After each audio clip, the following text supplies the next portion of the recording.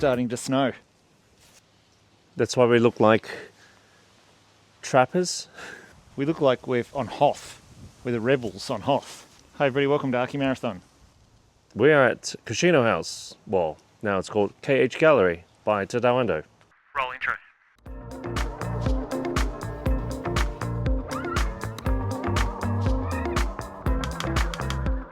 One of the most important houses of the 80s and 90s, or ever.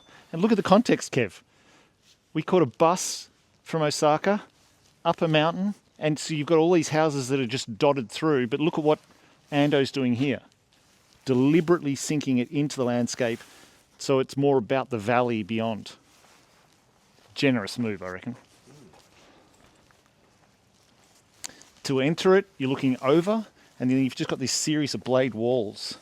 So it's been retrofitted. So that over there was the old entry into the living space. This was the living volume, and that was a lower volume, and that was the bedrooms. Oh, so that is the main gate? Yeah.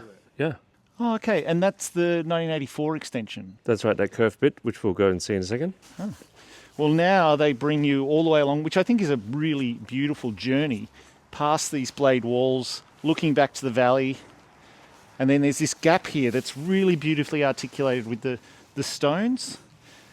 And this wall here, which is such a great height, becomes the wall of the building. Little enclosing wall for the garden. Yeah. And because he's worked so well with the slope, it actually becomes a big wall on that side. What's also interesting is that wall offers privacy, because this is actually a thoroughfare down to the bus stop. Yeah, that's the staircase that we walked up, isn't it? And then you've got this very domestic scale here. Look at the snow! Oh, what a day to be here. You've got this very domestic entry with this really strong axis straight through the house. And the outside wall just continues through very clearly. And then you start to get these little splashes of light coming in. Look at the size of it. Really small. And then you've got that great window skylight that just cascades light through there.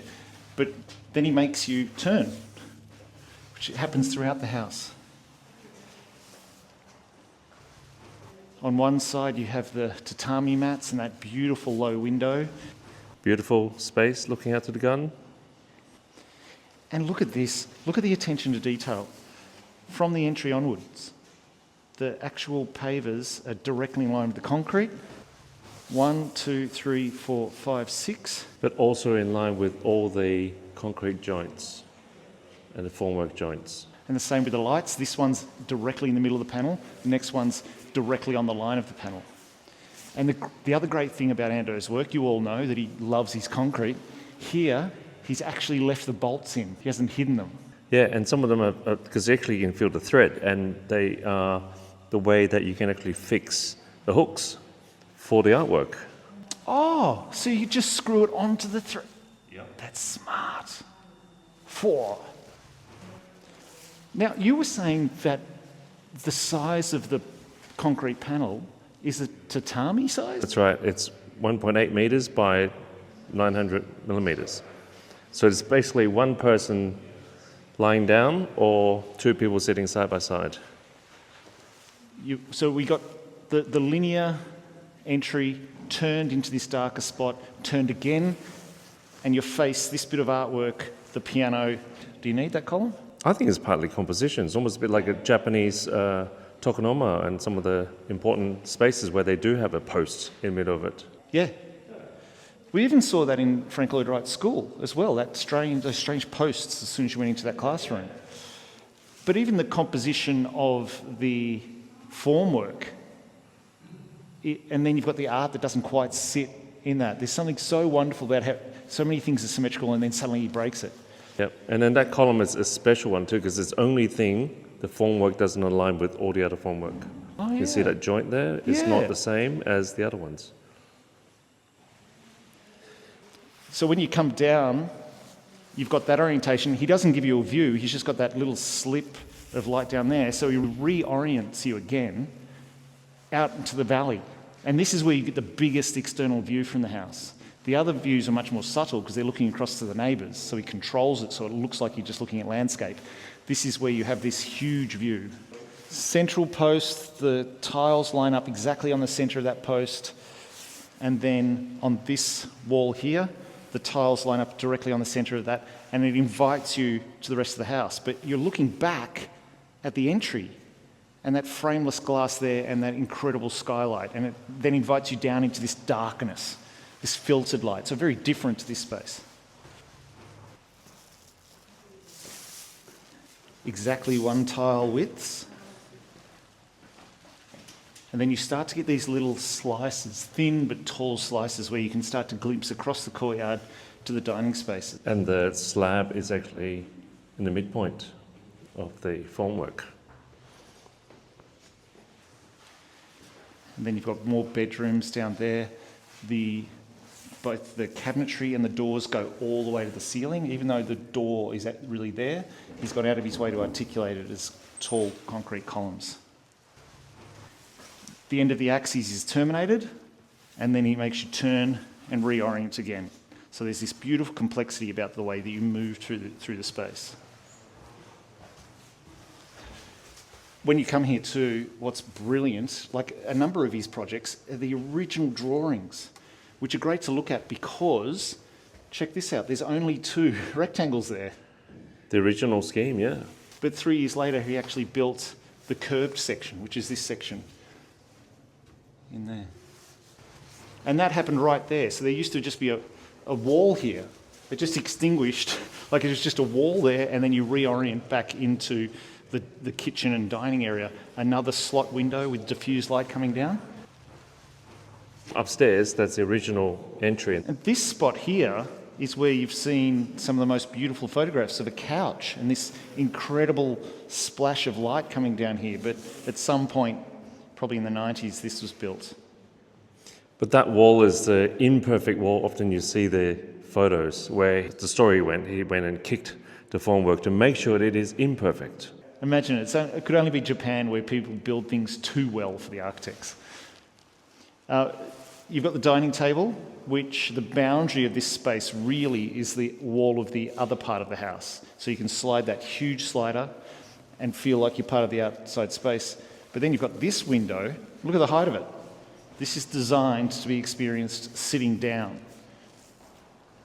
So you've got the kitchen on one side, and then you've got the dining experience and that landscape there, which is specifically designed so you don't feel like there's a neighbour at all, even though they're right there.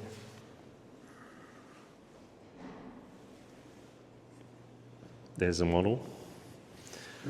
So you can see the original living space. We're right here now, right in this space. That's the door to the courtyard just over there. That's a low window Andrew's talking about. And this lower volume, you can see these were the bedrooms. So that's been converted. You notice from the outside they're the same height. So all that has been reworked and turned into a gallery. Is this a joke? This is far too small for a library for kids that can't read good. Ha! It's a museum for ants. It's a museum for ants. What is this? A center for ants? What? How did Archimarathon get thrown out of Japan? Well, Andrew smashed an Ando model while quoting Zoolander. The entry space, the blade wall comes in. It's the only moment where a blade wall comes in. So you remember the entry was made up of a series of blade walls. So that's the exterior gesture coming through, bringing you down these timber steps into this space. And look at the detail. The tatami-sized formwork lines up with that window and lines up with the top of the blade wall. Precision.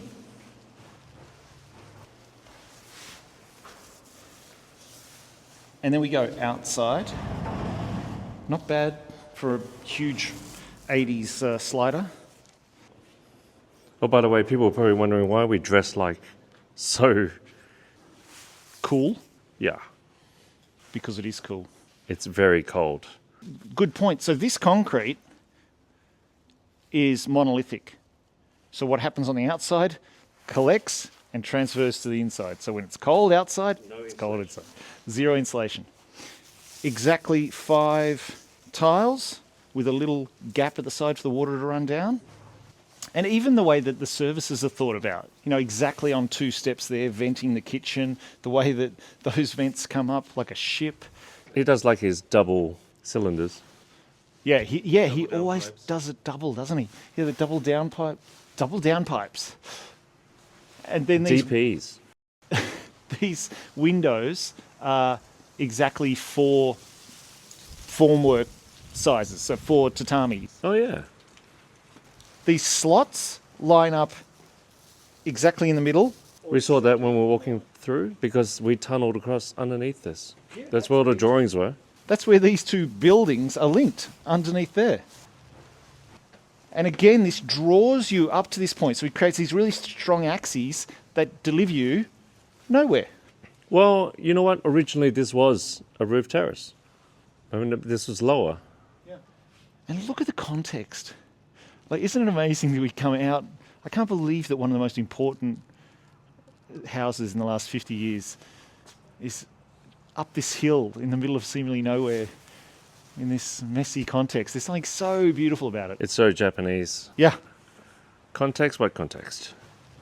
Instead of dodgy flashing, actually using 4mm steel to shed the water from each of these windows. That's solid. That's a great detail. And he's actually moulded the landscape there, so he turns his back from the neighbours, and you'll see how that plays out in the 1984 part. Let me close the door for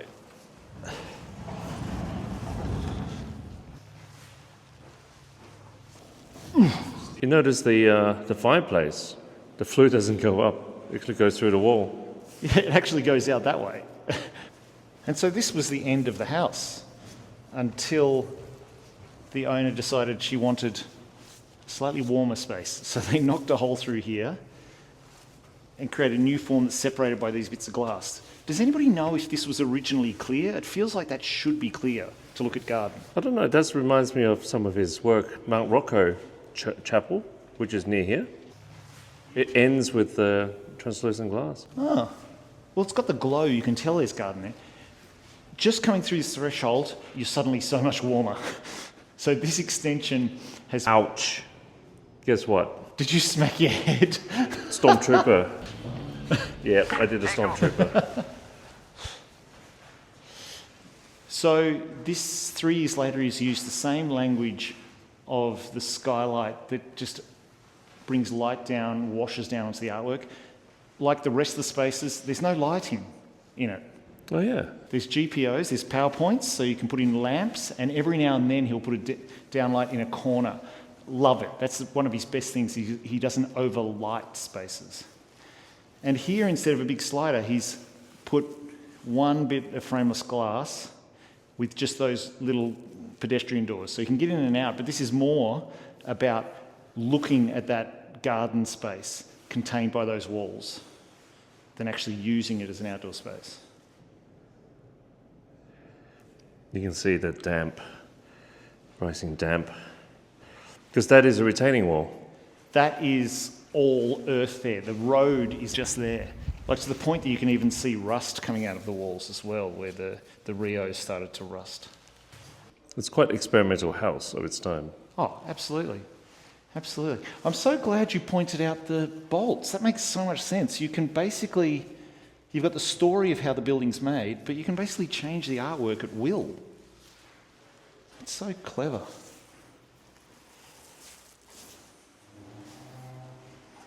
Are we done here? Yeah, we're done. It's a small house. Whoa.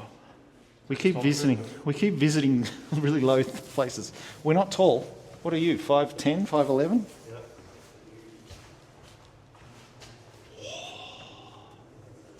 Look at the skylight. Look at the way that the trees just, blowing in the wind there. And this is an example of using the leftover thread. Oh, it's using that for the chains as well. Yeah, to stop nosy architects from going places they shouldn't.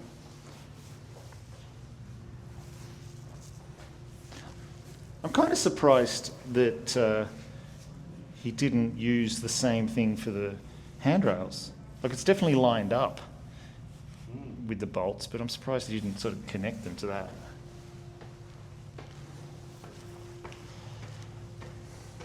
Kev, look at this. So that's before the 2006 second story was added. So more light could come in here. That was a living space. Yeah. And that was a roof terrace. Roof terrace, so those rooms up there could see right through to the valley. Love it, yeah. And then there was like beautiful carpet there, and the dining table was in there. Really interesting setup. And again, typical Ando oak. So you get this really beautiful warmth. And the old entry has this concrete bench on it as well. I think it's still there.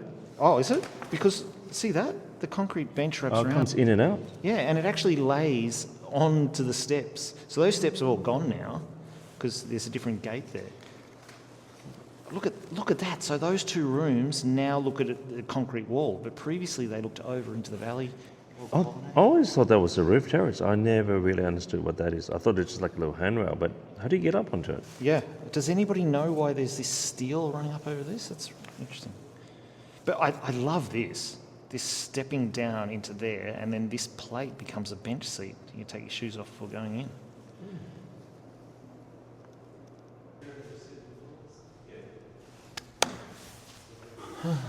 See ya. Oh, okay. Bye, guys. Love ya. See you in the next one. Pew, pew, pew.